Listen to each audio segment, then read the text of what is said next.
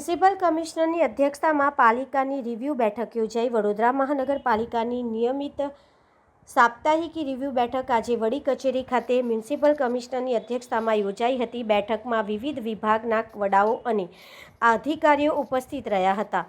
શહેરના વિકાસલક્ષી કામો, પ્રી મોન્સૂનની કામગીરી તેમજ આગામી કાર્યક્રમોની તૈયારીઓના અંગે વિસ્તૃત ચર્ચા કરવામાં આવી હતી. આગામી 29 અને 30 જૂનના રોજ યોજાનાર વાઇબ્રન્ટ ગુજરાત સમિટ વડોદરા ચેપ્ટરને ધ્યાનમાં રાખીને રાજ્ય સરકારના માર્ગદર્શન મુજબ વિવિધ વિભાગો વચ્ચે સંકલન સાધવા સૂચનો આપવામાં આવ્યા હતા. શહેરને વધુ આકર્ષક બનાવવા માટે સિટી લાઇટિંગ અને સિટી બ્યુટિફિકેશનના કામને ઝડપી ગતિએ પૂર્ણ કરવા પર ભાર મૂકવામાં આવ્યો હતો. મ્યુનિસિપલ કમિશનરે જણાવ્યું કે પ્રી મોન્સૂન કામગીરી લગભગ પૂર્ણતાના આરે છે અને બાકી રહેલા 1 થી 2% કામોને પણ તાત્કાલિક પૂર્ણ કરવા માટે અધિકારીઓને સૂચના આપવામાં આવી છે. શહેરની જાહેર પરિવહન વ્યવસ્થાને વધુ મજબૂત બનાવવા માટે બસ પ્રોજેક્ટના લોન્ચિંગ અંગે પણ ચર્ચા કરવામાં આવી હતી. પ્રોજેક્ટની તારીખ ટૂંક સમયમાં જાહેર કરવામાં આવશે, જેથી નાગરિકોને આધુનિક અને સુવિધાસભર પરિવહન સેવા ઉપલબ્ધ થઈ શકે. પાણી પુરવઠા સંબંધિત મુદ્દાઓ અંગે પણ બેઠકમાં ચર્ચા થઈ. ખાસ કરીને ગંદા પાણી અને પાણીના ઓછા પ્રેશરની સમસ્યાના નિવારણ માટે જરૂરી પગલાં લેવા સૂચના આપવામાં આવી હતી. આજવાથી આવતી 125 MLD પાણીની લાઇનનું કામ પૂર્ણતાના આરે હોવાનું જણાવ્યું હતું. આ યોજના પૂર્ણ થતાં શહેરના પૂર્વ વિસ્તારમાં વધારાના 50 MLD પાણી પુરવઠા ઉપલબ્ધ કરાવવાનો માર્ગ મોકળો બનશે. બેઠક દરમિયાન શહેરના વિવિધ વિકાસલક્ષી પ્રોજેક્ટની સમીક્ષા કરી જરૂરી માર્ગદર્શન અને સૂચનો આપવામાં આવ્યા હતા. મ્યુનિસિપલ કમિશનરે શહેરના સર્વાંગી વિકાસ માટે તમામ વિભાગોને સંકલન સાથે કાર્ય કરવાની અપીલ કરી હતી. આજના રિવ્યૂ બેઠકમાં ખાસ કરીને આપ જાણો છો કે 29-30 તારીખે આપણા વડોદરામાં છેલ્લું last regional vibrant Gujarat summit Vadodara ચેપ્ટરનું થવાના છે. એટલે એ રાજ્ય સરકારના ઇન્ડસ્ટ્રીઝ ડિપાર્ટમેન્ટ દ્વારા વડોદરા વાઇબ્રન્ટની આયોજન કરવામાં આવી રહ્યા છે. પણ વીએમસીની આ સિટી લિમિટમાં છે, એટલે ઘણું બધું જવાબદારી વીએમસીને પણ આવે છે. એટલે આ તમામ જવાબદારી જે રાજ્ય સરકારે સૂચ્યું છે, આ તમામ જવાબદારી નિભાવવા માટે અમે અલગ અલગ ડિપાર્ટમેન્ટ્સની ઓર્ડર પણ કર્યું છે અને પેટા ઓર્ડર્સ પણ જે ડિપાર્ટમેન્ટ કરવાના છે. એની ભાગરૂપે અમે ખાસ કરીને સાફ સફાઈનું એન્ક્રોચમેન્ટ રિમૂવલ ઉપર ફોકસ કરવાના છે. સિટી બ્યુટિફિકેશન ઉપર પણ અત્યારે ફોકસ કરવાના છે. સિટી લાઇટિંગના ઉપર પણ ફોકસ કરવાના છે, કારણ કે આપ જાણો છો કે Vadodara airport, Vadodara railway station, bus stations અને અમદાવાદ, સુરત તરફથી પણ મોટા ભાગમાં આખા ભારતમાંથી લોકો પણ આવવાના છે. જે રીતનું બાકી રિજનલ વાઇબ્રન્ટ સમિટ થયું છે, આ રીતનું જે ગાંધીનગરના થનાર મેઇન વાઇબ્રન્ટની પહેલાં એટલે સેકન્ડ લાસ્ટ રિજનલ વાઇબ્રન્ટ વડોદરામાં થવાના છે. આ વાઇબ્રન્ટ ગુજરાત અંતર્ગત ઘણી બધી ઇન્વેસ્ટમેન્ટ્સ પણ વડોદરામાં આવવા માટે જે ચર્ચાઓ થનાર છે.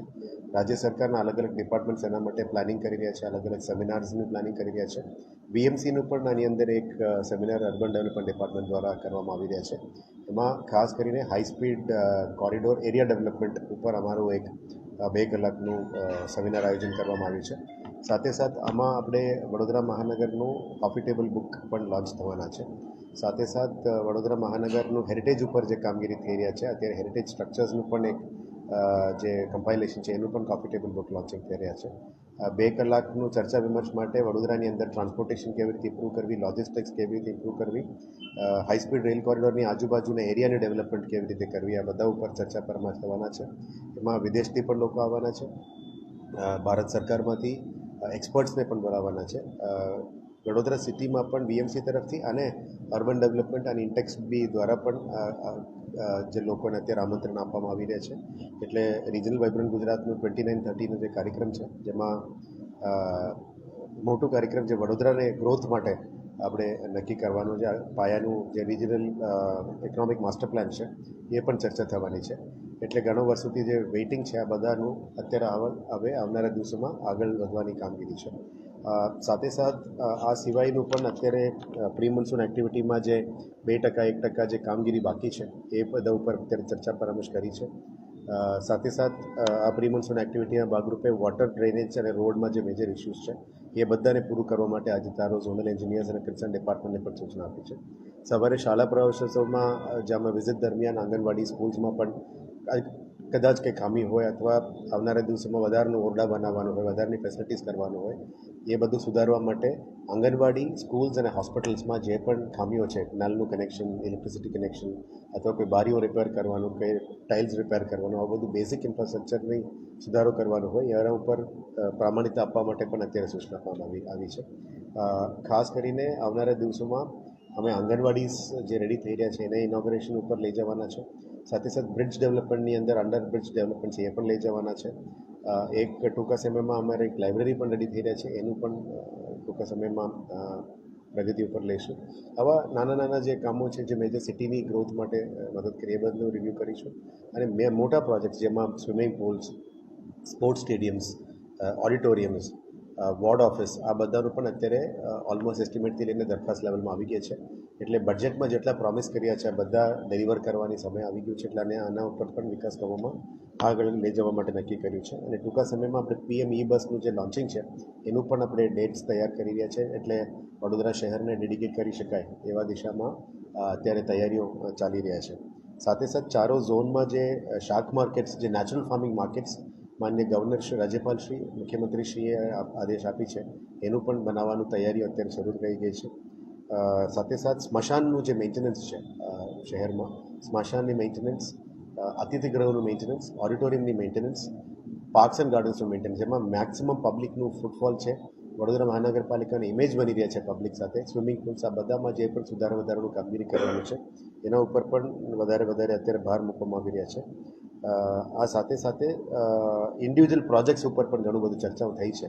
ઇન્ડિવિજ્યુઅલ પ્રોજેક્ટ્સની વાત કરીએ તો ઘણું લાંબુ થઈ જશે, કારણ કે લિસ્ટ ઓલમોસ્ટ 30-35 ઇન્ડિવિજ્યુઅલ પ્રોજેક્ટ્સ ઉપર છે. પણ ઓવરઓલ સિટીમાં ઇમ્પ્રુવમેન્ટ્સ લાવવા માટે જે પણ પગલાઓ લેવાના છે એના ઉપર કામગીરી ચાલુ કરી છે. જે પેન્ડિંગ વર્કિંગ વુમન હોસ્ટેલનું પણ 2 જગ્યામાં કામ શરૂ થઈ ગઈ છે. આવનારા દિવસોમાં VMC દ્વારા હજી 4 working woman hostel, senior citizen hostel અને ક્રચ એને સાથે બનાવવા માટે પણ આયોજન ચાલી રહ્યા છે. એટલે આજના ચર્ચામાં ઘણું બધું અમે પેન્ડિંગ પ્રોજેક્ટનું રિવ્યૂ કર્યું છે. એક પ્રોજેક્ટ વાઇઝ આવનારા દિવસમાં આપણે ડિટેલ આપવામાં આવશે. પણ ઓવરઓલ વાઇબ્રન્ટ ગુજરાતની તૈયારીઓ અને સાથે જે ઓન ગ્રાઉન્ડ તૈયારી અને બિલો ગ્રાઉન્ડનું જે અંડરગ્રાઉન્ડ પ્રોસેસીસ છે એ બધા ઉપર પણ ભાર મૂકવા માટે નક્કી કર્યું છે. પાણી વિષયમાં પણ થોડી ચર્ચા કરવામાં આવી છે, જેમાં કન્ટામિનેશન ઇશ્યુઝ હોય, લો પ્રેશર ઝોન્સ ક્યાં ક્યાં છે એનું પણ નોટિફિકેશન આઈડેન્ટિફાઈ કર્યું છે. લો પ્રેશર ઝોનમાં પાણી આપવા માટે પણ નક્કી કરવામાં આવ્યું છે. સાથે જે જગ્યામાં કન્ટામિનેશન ઇશ્યુઝ હોય, અદરવાઇઝ પાણી બેક મારતું યા પાણી મિક્સિંગનું કમ્પ્લેન છે એને પણ સુધારવા માટે અત્યારે કાર્યવાહી શરૂ કરી દીધી છે. અને કદાચ કોઈ જગ્યામાં ફેરવવામાં પણ કંઈ ઇશ્યુઝ હોતું હોય, અદરવાઇઝ લીકેજીસનું ઇશ્યુ હોય એને ફિક્સ કરવા માટે પણ તપાસ કરવા માટે પણ અમે JDને પણ કીધું છે કે જેથી કરીને જે કન્સર્ન ડિપાર્ટમેન્ટમાં કોઈ પણ ખામતી પબ્લિકનું જે સર્વિસીસ આપવામાં હોય એમાં કંઈ ખામીઓ ના રહેવું જોઈએ એ બાબતનું તમામ તૈયારીઓ કરવા માટે પણ સૂચના આપી છે.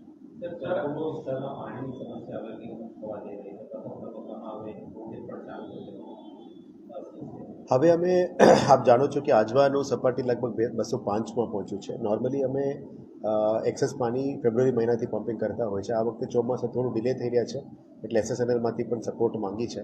પણ 125 MLDનું લાઇન ઓલમોસ્ટ પૂરું થવાનું છે. હવે 2-3 જગ્યામાં જે અંડર પુશિંગ કામગીરી કરવાનું છે એ કામગીરી ફિલ્ડ વિઝિટ અધિકારીઓ બધા ગયા હતા, અમે પણ ગયા હતા. આ કામ ચાલી રહ્યા છે. ટૂંકા સમયમાં ઈસ્ટ ઝોનમાં 50 MLDનું પાણી અમે પુશ કરવાનું પ્લાનિંગ કરી રહ્યા છે, જેથી કરીને વોર્ડ નંબર 4, 15, 14 અને નોર્થ ઝોનની 13માં પણ જે ઇશ્યુઝ છે, પ્રેશરનો ઇશ્યુઝ, કન્ટામિનેશન ઇશ્યુઝ, આ બધું ફ્લશ આઉટ કરવા માટે મહેનત કરીશું. અને બાકી જે 75 MLD છે એ ડિસેમ્બર મહિનામાં રેડી થશે, કારણ કે એક WTPનું કામ ચાલી રહ્યા છે. સાથે સિંદરોટમાં પણ 150 MLD વધારે સ્ત્રોત અમે ક્રિએટ કરવા નક્કી કર્યું છે, જેથી કરીને ત્યારનું વેસ્ટ ઝોનમાં ભીલ બાયલી વિસ્તારમાં પણ જે પાણીનું આવનારા દિવસોમાં રિક્વાયરમેન્ટ આવશે એ પણ કરીશું. અને અત્યારે જે ટેન્કર ચાલી રહ્યા છે આ બધાને ટૂંકા સમયમાં બંધ કરવા માટે જે પ્રોસિજર કરવાનું છે એના ઉપર 100% ફોકસ કરીશું, કારણ કે અનનેસેસરી આ બધું ફેરાઓના કારણે આપણે આપવું પડે છે, પ્રેશર ઓછું છે. એ બધું આપણે 50 MLD પાણી આપવાથી ઓછું થઈ શકે એમ છે. થોડું ઘણું અમે સાઉથ ઝોનમાં પણ આપવું પડે છે. એટલે મેજર 4-5 વોર્ડ્સમાં જે ઇશ્યુઝ છે એને પૂરું પાડવા માટે કરીશું. અને ઇલીગલ કનેક્શન્સ છે એને પણ દૂર કરવા માટે અત્યારે કડક કાર્યવાહી આવનારા દિવસોમાં કરવામાં આવશે. સર, વોર્ડ ઓફિસમાં કે અલગ કચેરીઓમાંથી કેશિયર કામ કરી રહ્યા છે કોન્ટ્રાક્ટના.